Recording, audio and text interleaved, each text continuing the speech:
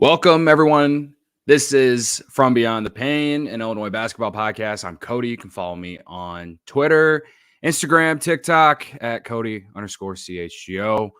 I'm here tonight with a guest, Sonny Verma from Illinicast. I was on his show last week. Previewing Northwestern. Yeah. We previewed Northwestern. Feels like a decade ago, but it was literally just a week ago. Anyway, what's up, man? How you doing? Doing good. Doing better than the rest of Illini Nation. I think I'm sensing a lot of, I don't know about you, panic in the air. A lot of my mentions are, ready to jump off the ship, and I'm just trying to tell everyone to relax a little bit. Yeah. No, I feel like that's just what this fan base is. Like, yeah. I feel like Illini fans, and I think it's just because we're all brutally beaten up from some bad times. Like the 2010s were never fun at all. Outside of the Brandon Paul and Myers Leonard years and DJ Richardson years. And obviously, before that, they had some good seasons in the 2000s, but I still feel kind of beaten up from the national title loss to UNC. And now if you look at like today in the last 4 years, that loss to Loyola still looms with people, and the fact that they haven't got to a second weekend and all these things. People are questioning Brad Underwood after losses, and they're celebrating him like he's the best coach in college basketball if they're winning. It's hot and cold. There's no middle ground. Like, honestly, I blame it on the fact that most Illini fans are also Chicago sports fans, because we do the same thing with every other team. As someone who works at a Chicago sports media company, right? Every fan base for every team in the city does the same thing, man. Yeah. It's, to kind of piggyback off what you're saying, a lot of us know that, this run that we're having with Underwood is as good as it's been being an Illinois basketball fan in a very, very long time. Mm-hmm. But the caveat is we haven't gone to the Sweet 16. So to have this run and knowing, potentially that, we may never get over the hump, like years from now, once the Brad Underwood era is over, and we're telling our kids, this was the Illini's heyday, and then they go on Google or whatever the equivalent's going to be, and they're like, you never made it past the second round. It's kind of a cause of panic amongst us, because we know we're better than that. Mm-hmm. And, we're kind of getting the ire. We're an easily triggerable audience. And so we're kind of getting the ire of a lot of our rivals, whether it be on Twitter or online in general. So we're just a little sensitive. Yeah, I saw, after the game against IU on Saturday, I saw you, I think you, what is it? You quote tweeted a Purdue fan who, I don't know the account, but I was looking at the replies and people just mentioning that guy in general, saying that he talks more about Illinois than Illini fans. And I think that's what you said, actually, or whoever from you guys. Yeah, that was my tweet. Okay. Anyway, yeah, I've noticed that Purdue fans have definitely been a little bit more feisty towards us this year. And it's not like West Lafayette is far from here. Sure, we've had some battles with them in the last handful of years. Would I call Purdue a major rival of Illinois? No. I've always thought Iowa is the biggest rival for Illinois, with IU being right there, no matter what Indiana fans want to say. But I don't know what Purdue fans are doing. Do they think this is a rivalry now, or are they what's the word I'm trying to think of? Are they afraid of us because that's why they keep talking about us? I don't get it. I even have Purdue fans who come into my YouTube chat every show and troll and talk all kinds of shit. And it's just bro, do I go into my guy Greg Braggs, biggest Purdue fan I know, runs one of the biggest Purdue basketball podcasts, Boilers in the Stands. If you're a weird Purdue fan hanging out here, you probably came here because of my guy Greg Braggs, who I had come on before the Purdue game, and that's why you come here to troll, I'm assuming. But if you don't know it, you should go check it out if you are a weird Purdue fan hanging out here and don't know why you're here, I guess. But Yeah, it's been weird with Purdue fans this year. I think it's more of a recency thing in terms of last couple years, but I it's actually kind of funny when you put it all in perspective. You know what? I really think that like the Illinois fan base and the Purdue fan base are kind of like that Spider-Man meme pointing at each other. You Yes. know, because I mean Yes. they're passionate about their basketball team as well, but we all know their shortcomings are even worse than the ones that we had. Yes. You know, being the one seed and losing last year, so they're a little sensitive. We're obviously a little sensitive. So you're just talking about two groups that are just very energetic and very passionate about their teams, and I have no idea. Like all I can think about is trolling the other teams. So when we were going to play that first Purdue game, Yeah. I made a preview show about it, and all of a sudden, my YouTube comments were littered with Purdue. Somehow, it fell into the Purdue algorithm, and so it started happening on Twitter. And then all of a sudden, the Hoosier fans and the Purdue fans who are supposed to be like blood rivals, all of a sudden are uniting against Illini fans. And so now I, who've tried to have fun, but like I kind of keep it clean. Not anymore. Not with the Hoosier fans and not with the Purdue. Yeah. The only explanation I have that I think about it from like a marketing perspective is if I tweet about Purdue, the engagements on that tweet are through the roof. Yeah. And it's the same for the Purdue guys because we know it's even if we don't follow them, it's going to fall into our algorithm, onto our timelines, and that's just good for business. Mm-hmm. Yeah. No, I mean, it's from your perspective that you're speaking from, it makes a lot of sense. But I generally agree with what you said earlier about how both fan bases are a little sensitive. As an Illini fan, I can sit here and admit that. Like, yeah, I'm sensitive whenever I see Tyler Hansborough going on Field of 68 saying that Illinois is a fringe tournament team. Like, that makes me want to freaking punch my computer screen, not only because of what he said is stupid, it's the fact that he went to UNC, and I freaking hate that school too. Like, and I hated him as a college basketball player. Of course, I was a lot younger when he played, but he was just like the follow-up after Sean May. Like, just if there's any blue blood out there that I really hate, that's like not in the Big Ten, which I guess Indiana's technically the only blue blood, maybe Michigan. I don't know what people think. But oh man, I cannot stand UNC, man. I can't stand them. I when they were bad last year after coming off that random, almost title run the year before, it was the most fun I'd had watching them play basketball in my life.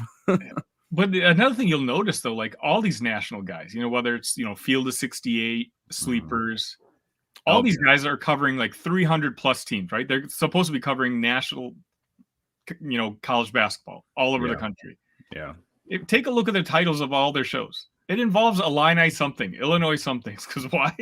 Yeah. Because we're a fickle bunch and we're going to click and we're going to hate click it and we're going to watch it and we're going to get angry at you if you don't agree, if you're not on our side. So, yeah. I mean, at least we can sit here and say we admit it. Like, I think that's the biggest thing. There's a lot of people out there who are like, when this is like gets brought up, people are like, they'll defend it. They'll come up with some weird excuse. It's like, no, man, like we understand what we are. Like, I got in trouble early in our show because, it was during football season. And I talked about how our fan base is one of the most sensitive ones when it comes to basketball.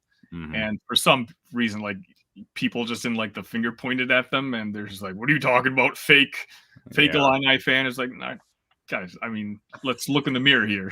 Take a look, Yeah. But, yeah. Well, these first 10 minutes been great. Kind of going through the past, the present, the entire fan base in general. Obviously, we're going to talk about Illinois and Ohio State tomorrow night. Illinois going back on the road, and probably going to be another tough road environment. We'll talk about that. I did want to start with, your overall thoughts after the Indiana game. I want to shout out to LFG in the chat here on YouTube. I haven't acknowledged you. I see all your comments, man. We'll get to some of them here in a little bit, but Sonny, I don't know if you watched I can't remember if you watched the show that I did Saturday, but my overall thoughts about the game at Indiana was it was an ugly win. A win is a win, but man, do they need to get this offense figured out. Get Terrence Shannon Jr. reacclimated, get him going somehow. They need to get him going early. That's my overall thoughts. My biggest concern is with him for sure right now. I obviously still know he's good at basketball, but you can tell that he hasn't played or that he didn't play for 5 to 6 games. And now I really wish that Brad Underwood didn't say that he had his best practice since coming back like the day before. That's kind of what Brad does, though, right? Like he loves to make hyperbolic comments, and then you kind of see the result, and you're like, okay, that's just Brad. Yeah, I mean, I agree with you. I'm not as concerned about Terrence. You can kind of see like mentally he's not there yet. It's not just about basketball. That's a young kid who's dealing with off the court issues that even though it's, the trial got delayed till May or something like that, it's still on his mind. And, it's a stressful situation. He's not being as aggressive, as I want him to be. I think I saw he's like 1 for 14 shooting 3-pointers since he came back. What concerned me most was defensively against Indiana. Like, that shouldn't happen. He just looked bad. I mean, he played 25 minutes. He should have played 10. He was the worst player on the court on our side for a majority of that game. I get what Brad's doing. I think you'll agree with me when I say, like, in order for this Illinois team to hit its ceiling, it needs prime Terrence Shannon, at his best. So he's just kind of letting Terrence, play through it, play it out.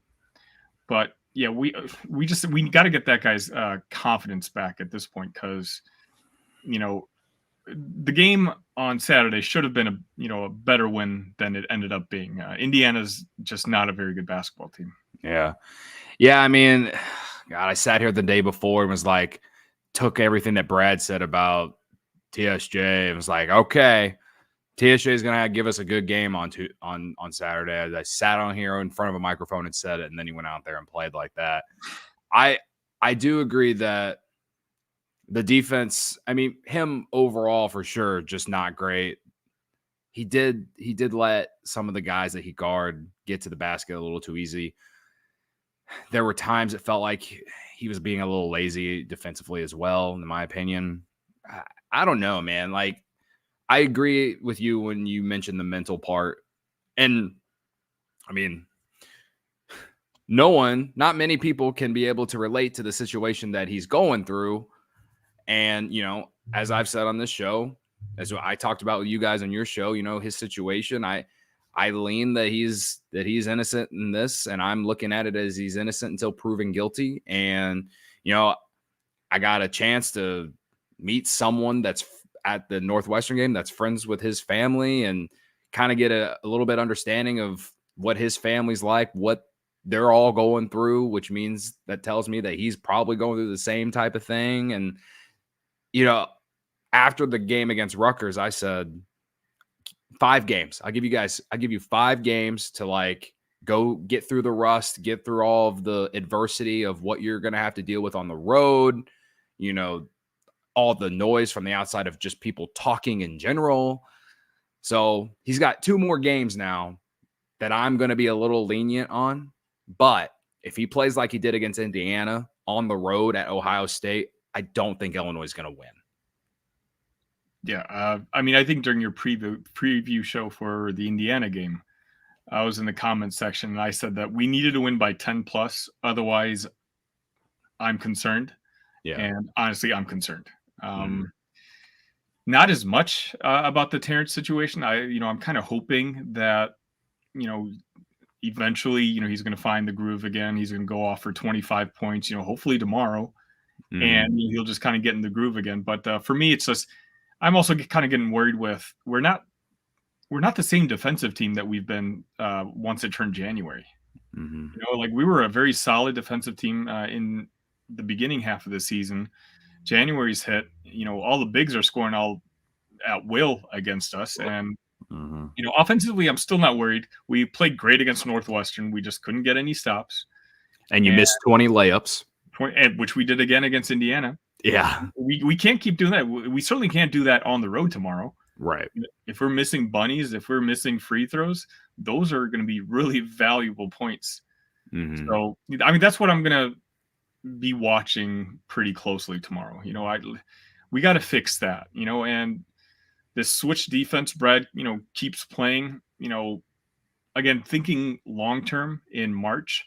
I want to see that he's got the ability as a coach to adjust his game plan, because that's kind of been the scouting report on him. We all think he's an amazing coach. In my opinion, he's a top 5 program builder in the country. But you talk about the Loyola game. There's other big games in his career where all of a sudden we can kind of see it from the sideline. Hey, maybe you should change things. Northwestern, just the constant switching defense. It wasn't working. Northwestern was scoring at will. They knew who to pass the ball to, and they'd score. They scored 96 points. Yeah. Switch it up a little bit, and they kind of didn't. And so for me, I don't know. I want to see us grow through this. I think we will. I think Brad is kind of over winning the conference at this point, or the tournament. We're 2 games behind Wisconsin. I think 1 more loss, and I don't think we really have a legit shot at winning the conference. Mm-hmm. I think this team is all about March and making it to that second weekend. So it's just if it's just grinding through. This is the dark days of the Big Ten. No game is easy, especially no game on the road. We got to be ready tomorrow. Yeah. Yeah. The thing with my thing with Brad when it comes to just in-game adjustments, I will say, to flip it from what you're saying, is that I love that he brought DGL into the game. I love that Moretti got a few minutes. Like, I felt like maybe, like, if I was something I could complain about it, is like maybe bring him in the first half, just because you sucked like so bad in the entire first half against Indiana, and because you switched your defense up. So in what it looked like a zone defense, but then Brad Underwood says today that, like, to the media, that it's not a zone defense. It is man, but like it's just a different look. Listen, Brad, whatever you want to call it, brother, I don't care. But it looked like a zone defense for anyone else I'm watching on TV, right? I did feel like he did do something like that in the Indiana game. It's just they're still like, can you do it a little sooner? If you're going to switch the defense, can we get some other guys off the bench to maybe provide a spark offensively as well? Like, at the end of the day, it worked, and DGL, I think, was a big part of them getting that offense going in the second half, with that hitting that big 3 after they went through like I don't even know how long of a drought. It felt like it was a 4 or 5 minute drought without a bucket, and he hit that 3-pointer.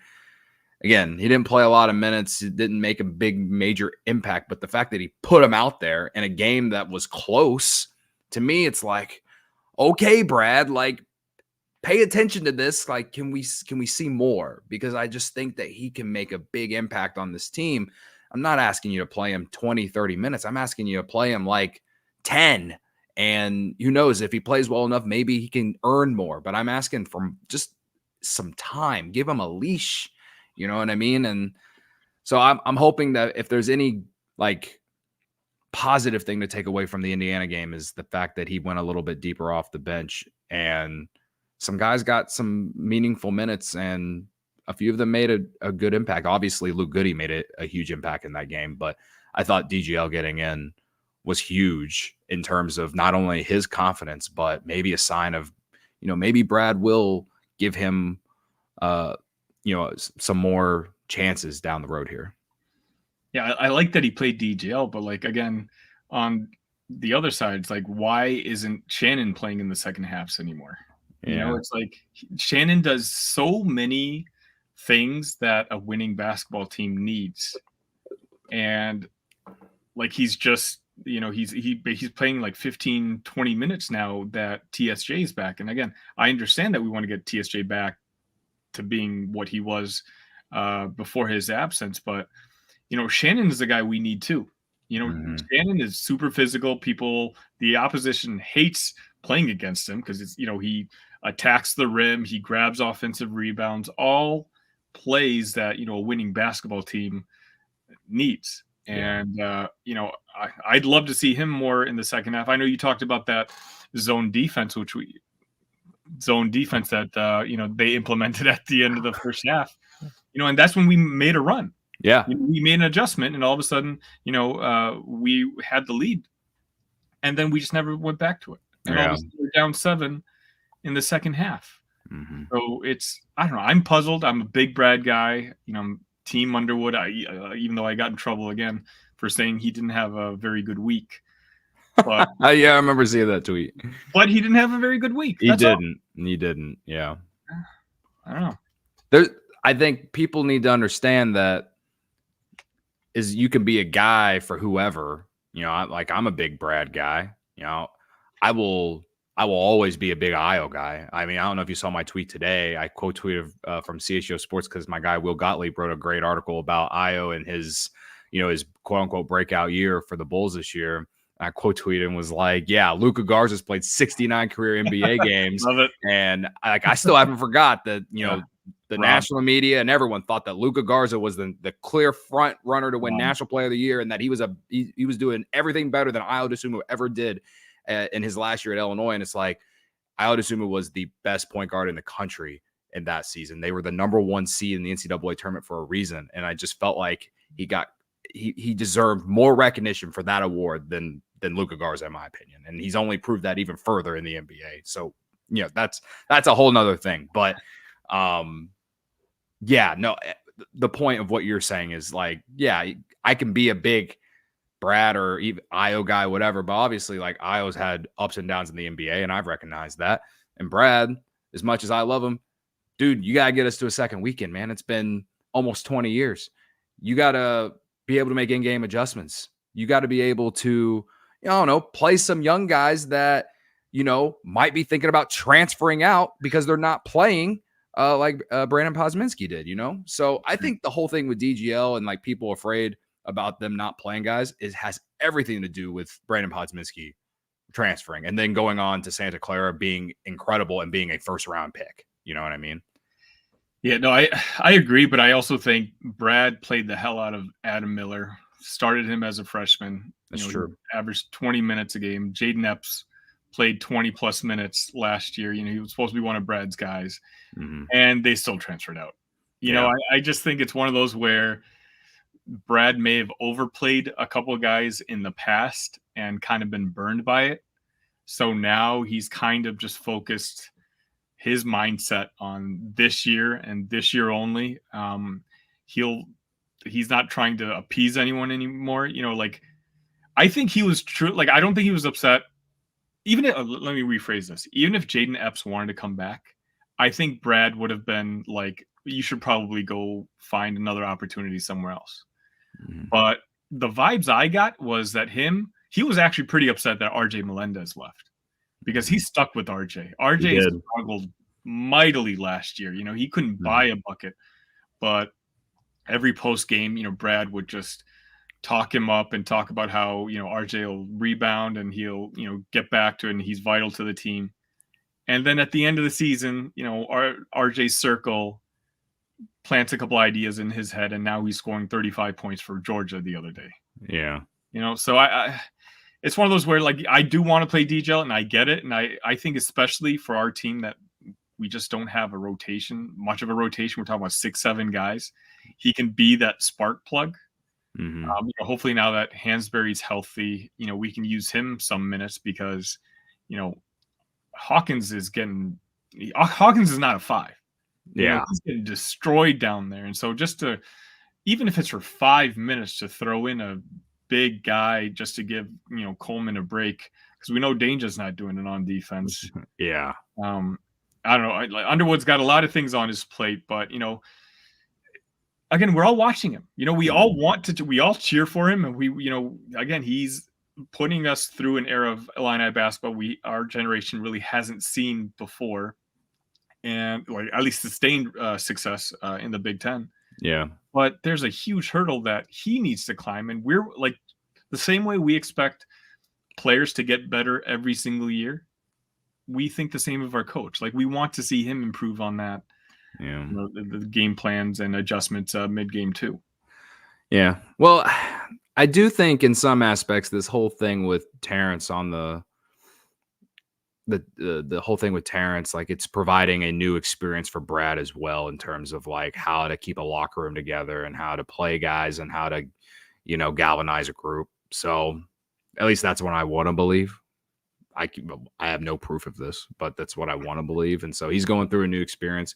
I agree with you though that he is just for this year at least he's not trying to appease anyone. He's just playing who he thinks needs to play. And this team is old, you know what I mean? And because of that, I think there's legitimate reason to believe that they could go to a second weekend because you need a experienced team in March, man. Like you don't get the Kentuckys of 2015 very often, and this team is like this program's not a one and done school anyway, like in terms of bringing those types of guys in. But there is a reason, that team that lost to Loyola outside of even Brad and his coaching issues and whatever. I mean, that team didn't have any NCAA tournament experience on it, and I think that's why we lost. I think Illinois, more than any other team in the country, got screwed over by that whole COVID situation. Because that team was the first one that was supposed to taste what the tournament was like. Yeah. Get that experience. And if that, I wouldn't have been shocked if that was a first or second round exit.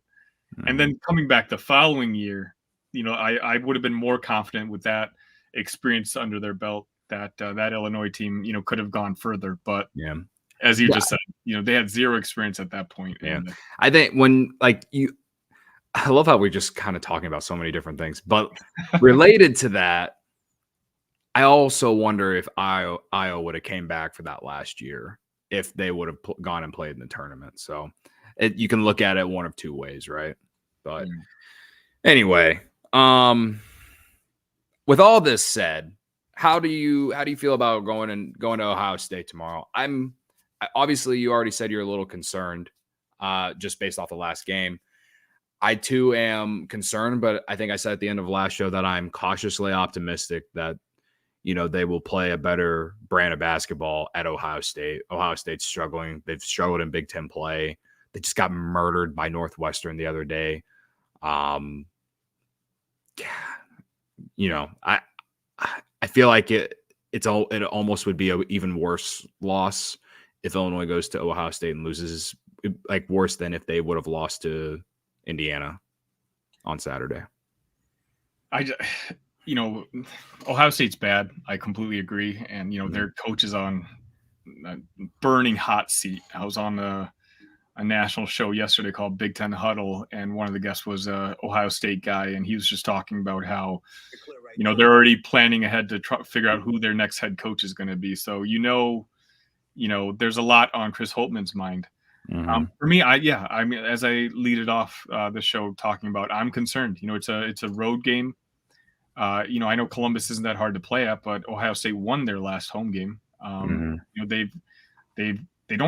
lucky in the sense that they don't really have any bigs that the previous couple teams that we've played that should do too much damage to us. But, they do have a guard that can go for 30. Bruce Thornton, he's a dog himself where, if he gets going, he's not like Bowie in the sense where he's a playmaker with his teammates. He's kind of more of a put his head down and score guy. Yeah. But, we struggle with good, talented young guards. And, I think it's going to be a test. I think I saw it was Illinois -4. I just don't know if this team, the way we've played over the last, handful of games, should be favored by much over anybody on the road. As a advocate of gambling on college basketball, I hate betting on road favorites. I hate it. I really do. So this is one that if I could bet it, I would absolutely avoid. You know what I mean? Yeah, I'm not touching it. Yeah. Just going over so I said early in the year, I thought Ohio State looked impressive, and I thought they were taking some momentum that they had built from the Big Ten tournament last year. They didn't win it, meaning they didn't make the NCAA tournament, but they won 1 or 2 games in that Big Ten tournament last year. Yeah. And you mentioned Bruce Thornton. He had a huge part in that. And I thought they were kind of bringing some of that momentum into the season, maybe. and they played well in non-conference. I thought they, yeah.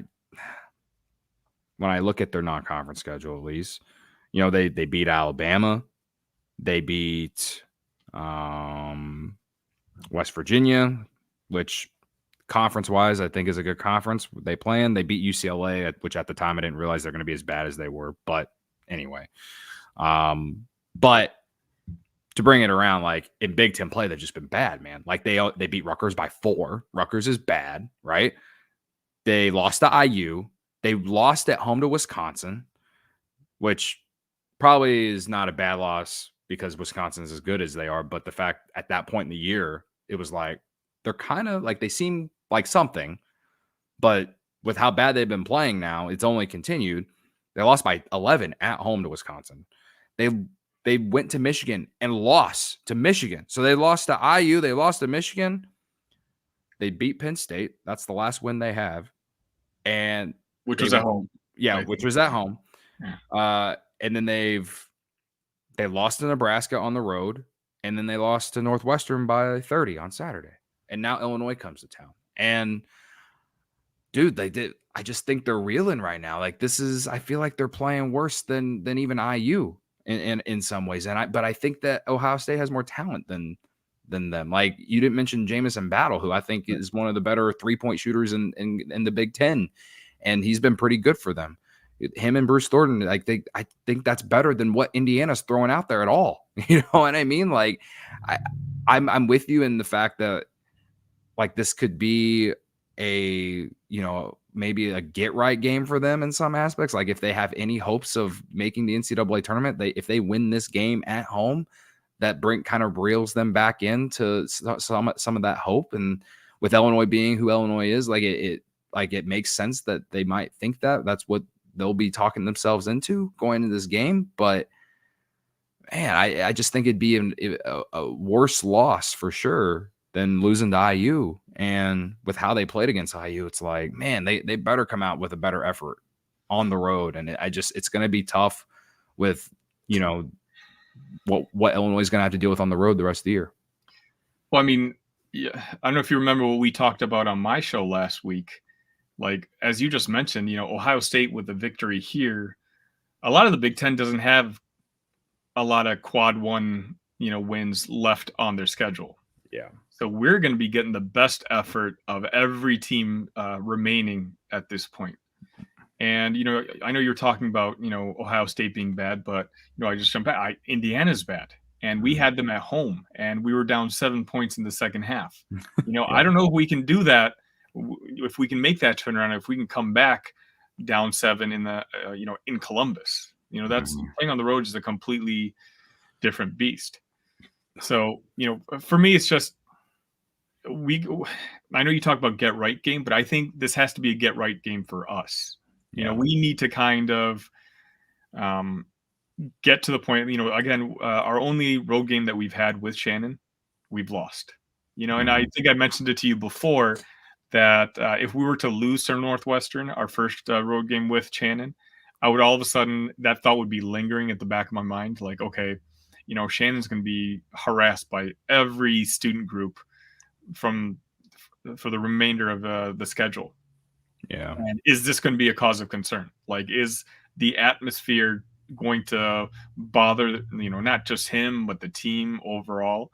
So I think it's really important for Illinois to get that first road victory under their belt, because from here on out, I think we play Nebraska, and then after Nebraska, we have Michigan State.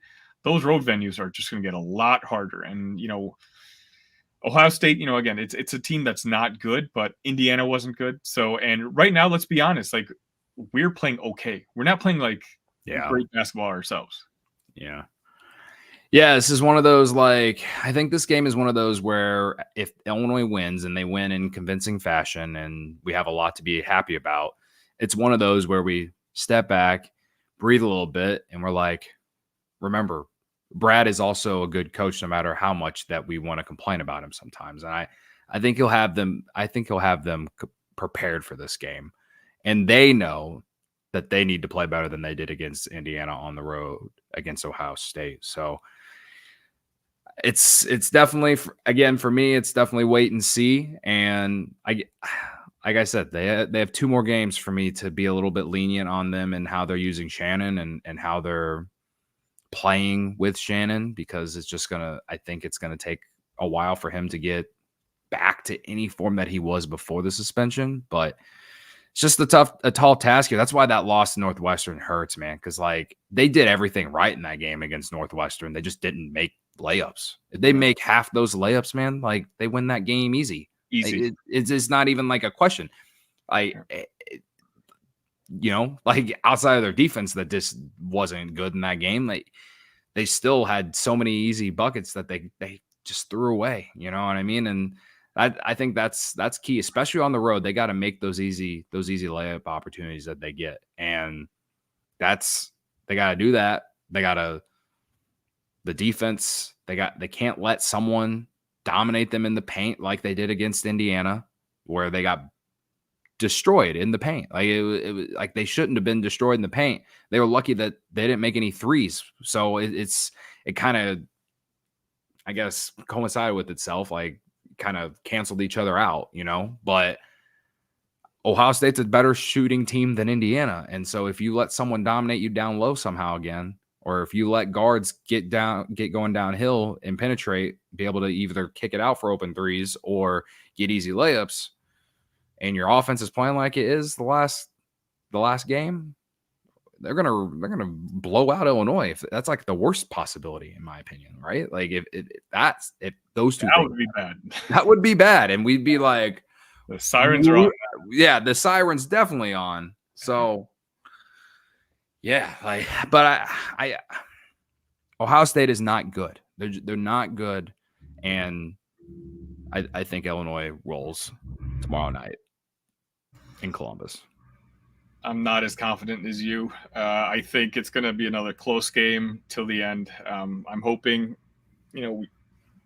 I think the spread pretty much has it right. I think it's going to be about a 4-point game. Mm-hmm. I do think Illinois wins. I just hope, again, if we make our layups, if we make our free throws, then, if we're going to be real here, we had the same issues at the beginning of the Indiana game, missing just bunnies and layups. That game could have been spread out a little bit more as well, and a team that isn't playing that well, like us right now, we can't give up those free points. We got to make, we had talented guys. I don't know what happened to Quincy. Quincy, I don't know if that injury that he had a couple games ago is bothering him, but he's not shooting wide open shots anymore. Yeah. And, hopefully he fixes whatever issues he's having. But, I'm thinking 4 or 5 point win for Illinois, something that's closer than we're both comfortable it being. Yeah. LFG in the chat says, as long as EJ Liddell doesn't walk into the building, I think we're good. That's fair. He was an Illini killer. Thank God he graduated, man. Like, last I heard, he got hurt, tore his ACL or something with whatever team drafted him, and I don't know if he's ever came back. I haven't seen anyone talk about him in a long time. He's definitely, because of this comment, I'm definitely going to look him up. Yeah, right now I'm curious too. Yeah. So Bruce Thornton is the guy that probably scares me the most for them, just because guards have played well against Illinois of late. Obviously Boo Buie from Northwestern. And then I felt like, Illinois was lucky that Indiana also missed free throws, and Xavier Johnson missed 5 of them, right? If he makes those free throws, we're all probably talking a lot about him after that game as well, a lot more at least. But he was a roller coaster. If you're an IU fan watching him in that game, he did a lot of good things, but he also did a lot of bad things. And on top of missing 5 free throws, it's just yikes. So I feel like they've let Jameer Young, if you want to go back to the Maryland game, he had a huge game against Illinois. So I think guard play is huge here. Obviously battle is, a concern as well. But if they can slow down their best guard, I think Illinois will be fine. And just need to see it. That's basically where it's at, man. So you mentioned Quincy. And LFG said earlier in the chat, if Terrence would cut like Quincy, he would punish the rim even more. I bring this comment up because I feel like Quincy hasn't been doing that lately. I feel like when he was playing well, especially in December and before the injury that you're talking about, I feel like he was definitely being a little bit more aggressive. Whether it was going after offensive rebounds, whether it was cutting to the middle of the floor in the half court. The last game against Indiana, he was awful. They definitely need a bounce back game from him. He didn't take a shot. He took 6 free throws because he went to the line a handful of times, and then he made like 2 of them. It was his worst game as an Illini, no doubt. It was so bad that he didn't even play most of the second half, which I was glad that he didn't. He played that bad, man. Yeah, and it hurts us because he was automatic from the side, from the baseline 3-pointer. When he's making those shots, that's when Illinois, like, our offensive efficiency is at its best. That's what makes booty ball work, when Domas can find a guy in a corner. Guerrier is usually our 4, so their 4 has to go out and guard him, and if they don't, Quincy's got a wide open 3, which, like I said, he was nailing before this recent funk that he's in. So another guy that I'm hoping for a real nice solid bounce back game for tomorrow. We're lucky Ohio State doesn't really have any bigs that are like big scoring threats. So I'm hoping Quincy can kind of, of course, play defense, but work on his offensive side and get that confidence back. Again, I don't know if they're hiding something from us, whether there's something lingering with that wrist of his from that, I think it was a fall or something like that. That because he hasn't been the same Quincy since then. Yeah, you mentioned the shooting, and it's something we haven't really talked about, but like, dude, when whether it's Marcus Damask or Coleman Hawkins or even Terrence Shannon, I know he struggled with the 3 since coming back, but even him, like, dude, when you're open, don't stop with the pump fakes. Just let it go, man. Just shoot the goddamn ball. Like, that's the other thing. I forgot about that. Yeah. Coleman Hawkins was wide open. So many open shots we passed off. And he either drove and then it led to a shot that didn't go in or whatever. It's just like, dude, like, our offense is designed to take a lot of threes. And I'm not saying that they should be jacking up 40 threes per game, but I am saying that against Indiana, it felt like they passed up so many. And what I think the guy who's the most frustrating to me when it comes to it is Marcus Damask, because it has to be in the scouting report at this point that he's struggling from 3 this year compared to his years at SIU. So it's like no one's biting on these pump fakes, man, because they know that you're not confident in shooting it. So just shoot it. Like, just either shoot it or drive. Like, don't even pump fake it, man. Just go. You know what I mean? And it's been frustrating watching some of their guys do that. Like, Luke Goody is the only one who's not. And like the thing is like his usage is not nearly like what the guys I've mentioned. Like, he knows his role. His role is to shoot threes and try and play as good a defense as he possibly can on, guys that might be a little bit smaller than him or big guys who maybe he matches up well against.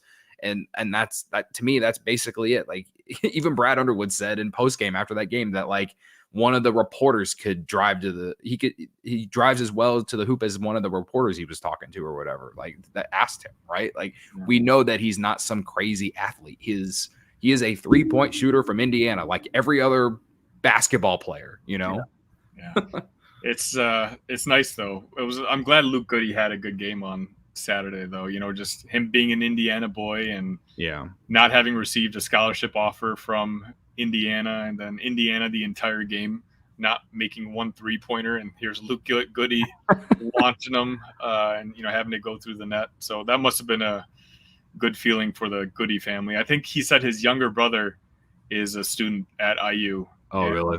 So there's a little fun table conversation there. But no, you're exactly right. I remember when I was watching the game, and I rewatched the game earlier this morning on my notes, I was just like, why are these guys just passing up wide open shots? Because they weren't doing that before.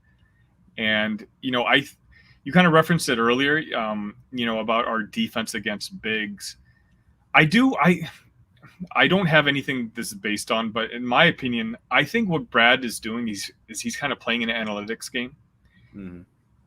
That's my only explanation for not helping Coleman Hawkins at all when it comes to the big guy. I think what he's essentially doing is letting the big guy take some time off the clock and take a contested, close layup shot.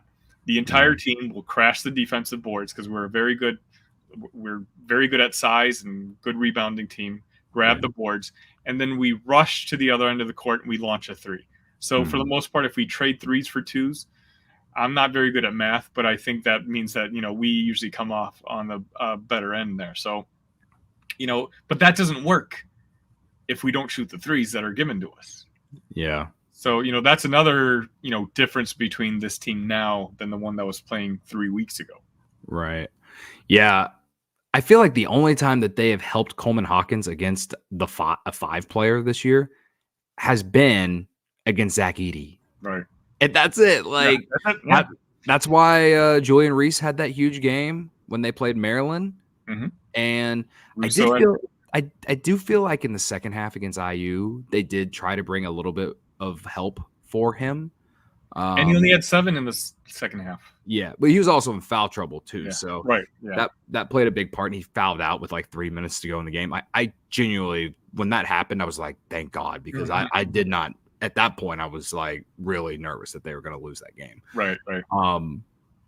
But yeah, it's crazy how, like, I do agree in the fact that he is probably playing an analytics game. Hopefully, you mentioned him earlier, but Hansberry, like, just go out there, be a big man in the paint for some minutes, man, because they need the size. Like, I know Brad wants to play small and like play fast and just jack up threes and all this stuff, and that's fine. Like, in today's college basketball, you need to be able to do that, but you also got to have some interior defense that's going to scare opponents. And if Coleman Hawkins wasn't so good defensively like he's been and as versatile as he is, I do think we'd have some issues there. Thankfully, he's been able to hold his own down there for the most part. But, man, like, teams are definitely taking advantage of them in the post, like in the half-court offense at least. The book is out on how to beat Illinois. Yeah.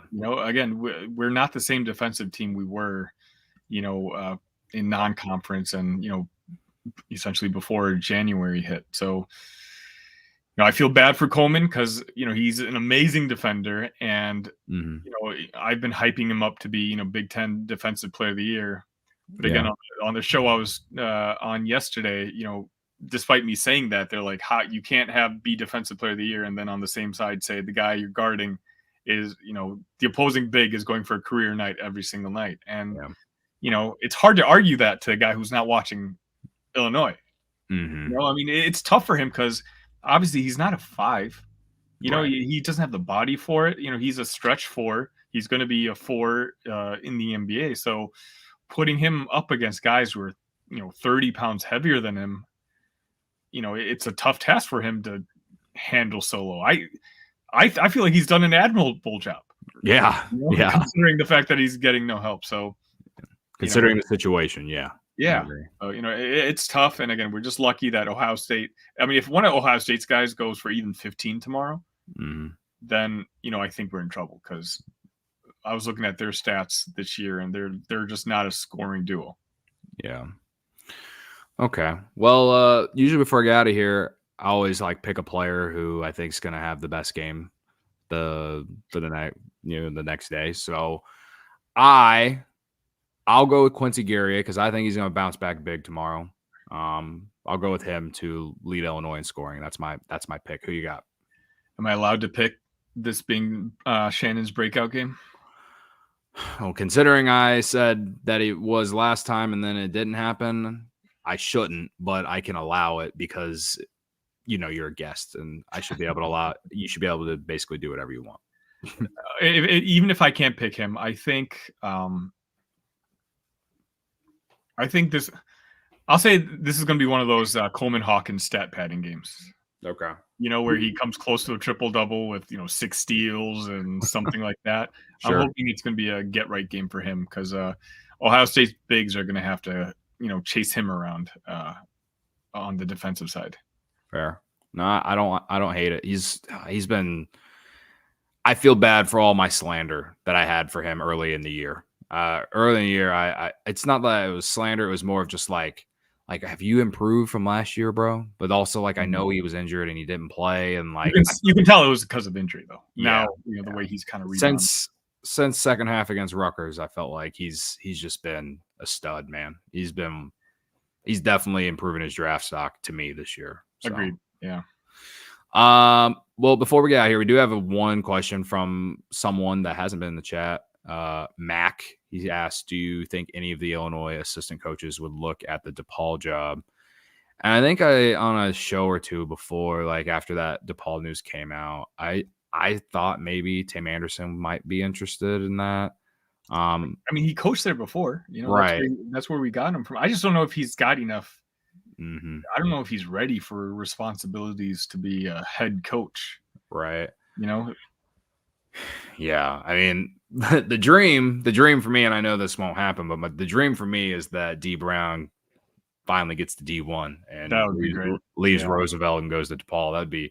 That'd be sick. I'd be super excited for him. His coaching career has been very fun to watch. He's grinding. Yeah, he really is grinding. So, I mean, Tim Anderson's probably the one, but I don't know anyone else like who I think would do it. That DePaul job isn't exactly I feel like the only people that would want the DePaul job are like guys trying to break into that head coaching space, in a power conference. You know what I mean? Like they are a Big East school. They used to be like a premier program back way before I was even thought of. Like it's just been a long time since it's been anything like that, and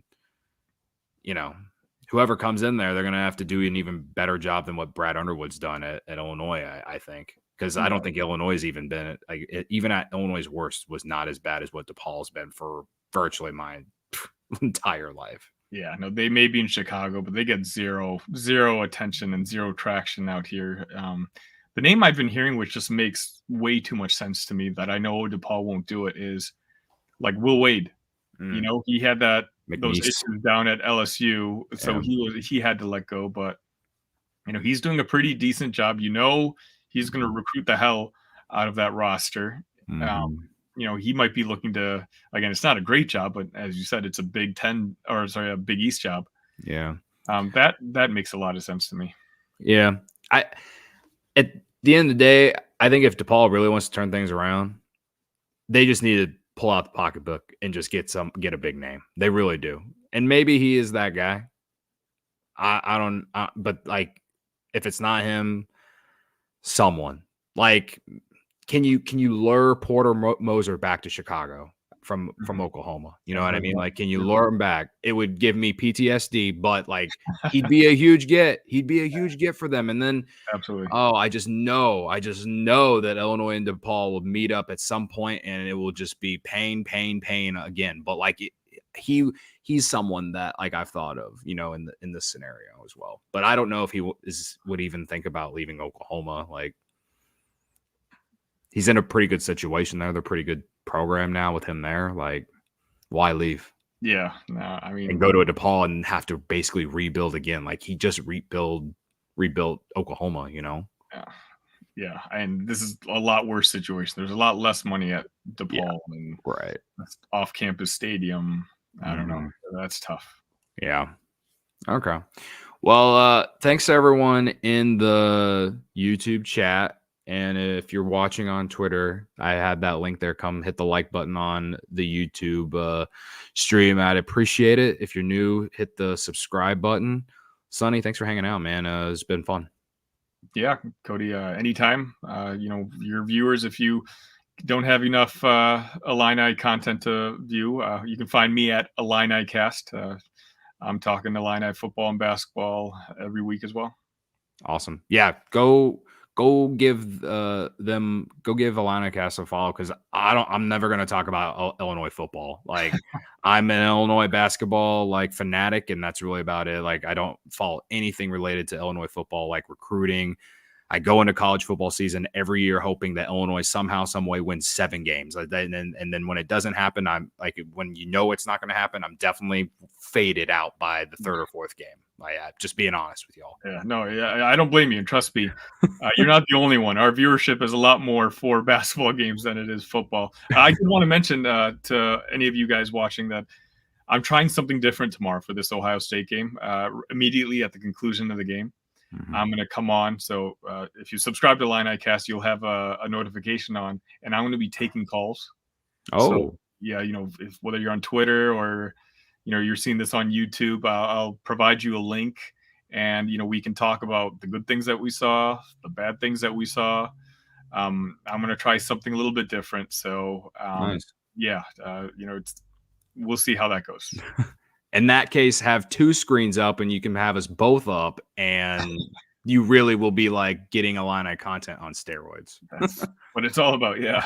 All right. Well, again, thanks for everyone hanging out tonight. Hit the like button on your way out, and I'll be back tomorrow, probably for the live watch along before the game, or during the game, and then of course we'll do post game right after. So appreciate y'all for watching, listening. ILL.